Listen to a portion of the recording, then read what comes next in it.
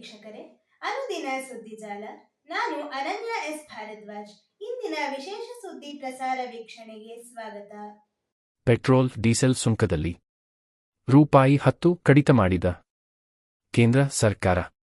ಕೇಂದ್ರ ಸರ್ಕಾರವು ಪೆಟ್ರೋಲ್ ಹಾಗೂ ಡೀಸೆಲ್ ಮೇಲಿನ ವಿಶೇಷ ಎಕ್ಸೈಸ್ ಸುಂಕದಲ್ಲಿ ಶುಕ್ರವಾರ ಲೀಟರ್ಗೆ ರೂಪಾಯಿ 10ರಷ್ಟು ಕಡಿತ ಮಾಡಿದೆ. ಪಶ್ಚಿಮ ಏಷ್ಯಾದಲ್ಲಿನ ಯುದ್ಧದಿಂದಾಗಿ ತೈಲೋತ್ಪನ್ನಗಳ ಬೆಲೆಯಲ್ಲಿನ ಹೆಚ್ಚಳದ ಪರಿಣಾಮ ಈ ಇಂಧನಗಳ ದರದ ಮೇಲೂ ಆಗುತ್ತಿತ್ತು. ಇದನ್ನು ತಪ್ಪಿಸುವ ಉದ್ದೇಶದಿಂದ ಈ ಕ್ರಮ ಕೈಗೊಂಡಿದ್ದಾಗಿ ಸರ್ಕಾರ ಹೇಳಿದೆ.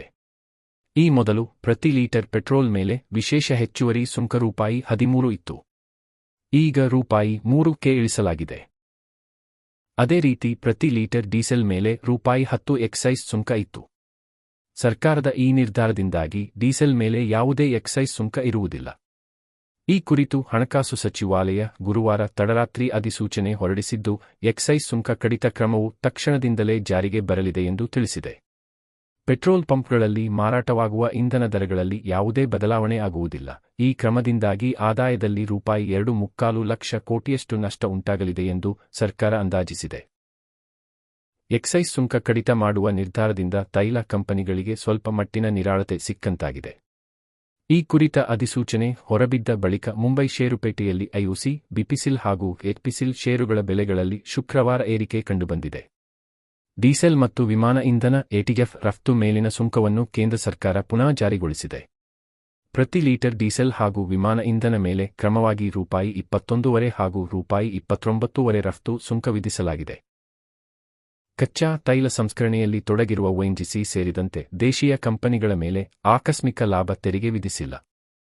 ಪಶ್ಚಿಮ ಏಷ್ಯಾದಲ್ಲಿನ ಯುದ್ಧದಿಂದಾಗಿ ಅಂತಾರಾಷ್ಟ್ರೀಯ ಮಾರುಕಟ್ಟೆಯಲ್ಲಿ ಪ್ರತಿ ಬ್ಯಾರಲ್ ತೈಲದ ಬೆಲೆ %50ರಷ್ಟು ಹೆಚ್ಚಳವಾಗಿ $100 ತಲುಪಿದೆ.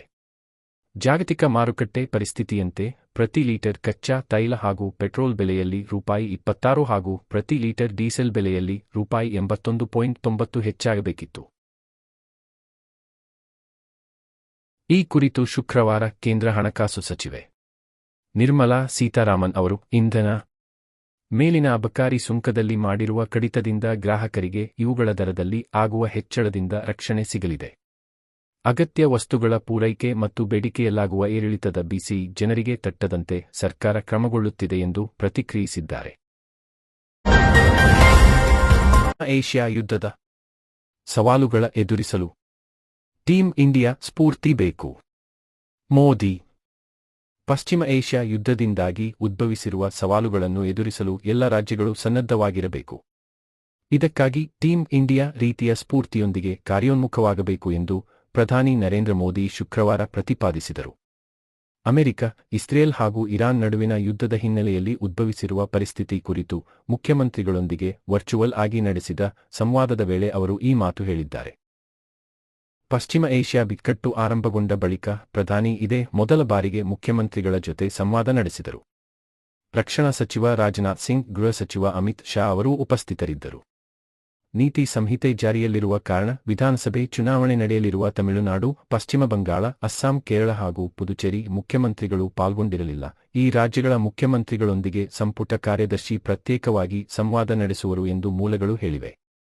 ಎನ್. ಚಂದ್ರಬಾಬು ನಾಯ್ಡು ಆಂಧ್ರ ಪ್ರದೇಶ, ಯೋಗಿ ಆದಿತ್ಯನಾಥ ಉತ್ತರ ಪ್ರದೇಶ, ರೇವಂತ್ ರೆಡ್ಡಿ ತೆಲಂಗಾಣ, ಭಗವಂತ ಮಾನ್ ಪಂಜಾಬ್, ಭೂಪೇಂದ್ರ ಪಟೇಲ್ ಗುಜರಾತ್, ಒಮರ್ ಅಬ್ದುಲ್ಲಾ ಜಮ್ಮು ಮತ್ತು ಕಾಶ್ಮೀರ, ಸುಖ್ವಿಂದರ್ ಸಿಂಗ್ ಸುಕ್ಕು ಹಿಮಾಚಲ ಪ್ರದೇಶ, ಪೆಮಾ ಖಂಡು ಅರುಣಾಚಲ ಪ್ರದೇಶ ಸೇರಿ ಹಲವು ರಾಜ್ಯಗಳ ಮುಖ್ಯಮಂತ್ರಿಗಳು ಪಾಲ್ಗೊಂಡಿದ್ದರು ಎಂದು ಇವೇ ಮೂಲಗಳು ಹೇಳಿವೆ. ಪ್ರಧಾನಿ ವಿಡಿಯೋ ಸಂವಾದ. ಆಹಾರ ಸಚಿವ ಮುನಿಯಪ್ಪ ಭಾಗಿ. ಪ್ರಧಾನಮಂತ್ರಿ ನರೇಂದ್ರ ಮೋದಿಯವರು ನಡೆಸಿದ ವಿವಿಧ ರಾಜ್ಯಗಳ ಮುಖ್ಯಮಂತ್ರಿಗಳ ಜತೆಗಿನ ವಿಡಿಯೋ ಸಂವಾದದಲ್ಲಿ ರಾಜ್ಯದ ಪ್ರತಿನಿಧಿಯಾಗಿ ಆಹಾರ ಸಚಿವ ಕೆಎಚ್ ಮುನಿಯಪ್ಪ ಭಾಗವಹಿಸಿದ್ದರು. ಕೋವಿಡ್ ಸಂದರ್ಭದಲ್ಲಿ ಕೇಂದ್ರ ಮತ್ತು ರಾಜ್ಯ ಸರ್ಕಾರಗಳ ಮಧ್ಯೆ ನಡೆದ ಸಮನ್ವಯದಂತೆ ಈಗ ಯುದ್ಧದ ಸಂದರ್ಭದಲ್ಲಿ ಕೇಂದ್ರ ಮತ್ತು ಸಮನ್ವಯದಿಂದ ಕಾರ್ಯನಿರ್ವಹಿಸಬೇಕು. ಯುದ್ಧದ ಪರಿಸ್ಥಿತಿ ಎದುರಿಸಲು ಕೇಂದ್ರ ಬದ್ಧರಾಗಿದ್ದು ಯಾವುದೇ ಆತಂಕ ಪಡುವ ಅಗತ್ಯವಿಲ್ಲ ಎಂದು ಪ್ರಧಾನಿ ವಿವರಿಸಿದ್ದಾರೆ ಎಂದು ಮುನಿಯಪ್ಪ ತಿಳಿಸಿದರು. ಹಿಂದೆ ಪೂರೈಸುತ್ತಿದ್ದ ಎಲ್ಪಿಜಿ ಸಿಲಿಂಡರ್ಗಳ ಪ್ರಮಾಣಕ್ಕೆ ಹೋಲಿಸಿದರೆ ಈಗ ಹೋಟೆಲ್ಗಳಿಗೆ ಈಗ %20 ನೀಡುತ್ತಿದ್ದು ಇನ್ನೂ %20 ಹೆಚ್ಚಿಸಬೇಕು ಎಂದು ಸಭೆಯಲ್ಲಿ ಒತ್ತಾಯಿಸಿದ್ದೇನೆ ಎಂದು ಅವರು ಹೇಳಿದರು. ಸಭೆಯಲ್ಲಿ ಸರ್ಕಾರದ ಮುಖ್ಯ ಕಾರ್ಯದರ್ಶಿ ಶಾಲಿನಿ ರಜನೀಶ್ ಮತ್ತು ಹಿರಿಯ ಅಧಿಕಾರಿಗಳು ಭಾಗವಹಿಸಿದ್ದರು. ಮುಖ್ಯಮಂತ್ರಿ ಸಿದ್ದರಾಮಯ್ಯ ಸಭೆಗೆ ಗೈರಾಗಿದ್ದರು.